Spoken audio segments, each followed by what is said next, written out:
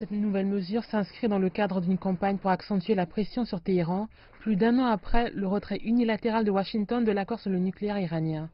L'objectif de l'administration américaine est de stopper toutes les exportations de pétrole iranien.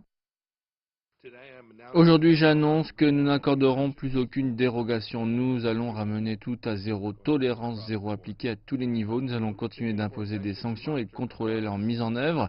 Toute nation ou entité qui interagirait avec l'Iran devra faire preuve de diligence et de prudence. Les risques ne vaudront simplement pas les bénéfices. Le porte-parole du ministère iranien des Affaires étrangères a jugé illégales les sanctions et indiqué que la République islamique d'Iran n'attache aucune valeur aux dérogations accordées. Selon Pompeo, les revenus du pétrole rapportent à l'État iranien 50 milliards de dollars par an. Mais depuis novembre dernier, les sanctions ont privé l'Iran de 10 milliards de dollars.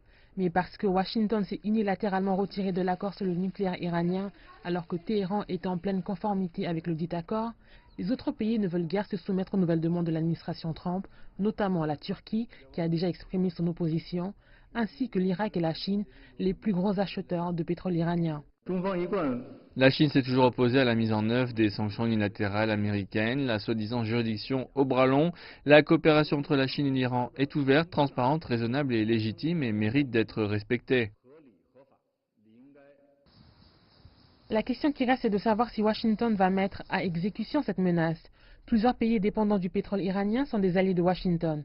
L'Italie, la Grèce et la Turquie sont des membres de l'OTAN. Le Japon et la Corée du Sud, des alliés importants des États-Unis dans l'Asie-Pacifique. Washington a affirmé que les ruptures d'approvisionnement en énergie pourraient être résolues en augmentant l'approvisionnement en pétrole venant de l'Arabie saoudite, le principal adversaire de l'Iran dans la région, et des autres nations productrices de pétrole.